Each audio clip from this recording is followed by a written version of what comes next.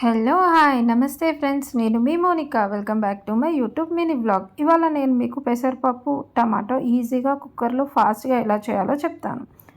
ముందుగా మనం ఒక కప్పు పెసరపప్పు తీసుకొని బాగా వాష్ చేస్తున్నాం. అవి బాగా వాష్ అయ్యాక ఒక కప్పు పెసరపప్పుకి 2.5 కప్పుల వాటర్ మెజర్మెంట్స్ తీసుకొని ఒక పక్కకు పెట్టేసుకుందాం.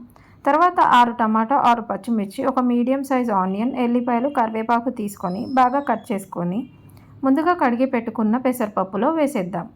అవి బాగా కలిసాక ఒక స్పూన్ పసుపు, ఒక స్పూన్ కారం, తగినంత ఉప్పు వేసి బాగా మిక్స్ అయ్యే వరకు కలిపి కుక్కర్ మూత పెట్టి విజిల్ పెట్టేసి స్టవ్ ఆన్ చేసి 2 విజిల్ వచ్చాక స్టవ్ ఆఫ్ చేసి కుక్కర్ పక్కన పెట్టేసుకుందాం.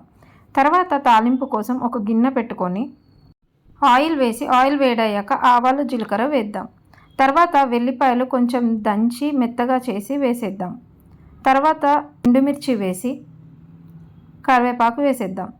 ఇవి కొంచెం గోల్డెన్ బ్రౌన్ కలర్ వచ్చే వరకు ఫ్రై చేసి స్టవ్ ఆఫ్ చేసుకొని ముందుగా ఉడకబెట్టి పెట్టుకున్న పప్పులో ఈ తాలింపు వేసేద్దాం. అంతే అండి, ఈజీగా కుక్కర్లో పెసరపప్పు టమాటా రెడీ. ఇది బేసికల్గా మనము బౌల్లో కూడా చేయొచ్చండి, కానీ అది కొంచెం టైం టేకింగ్ ప్రాసెస్.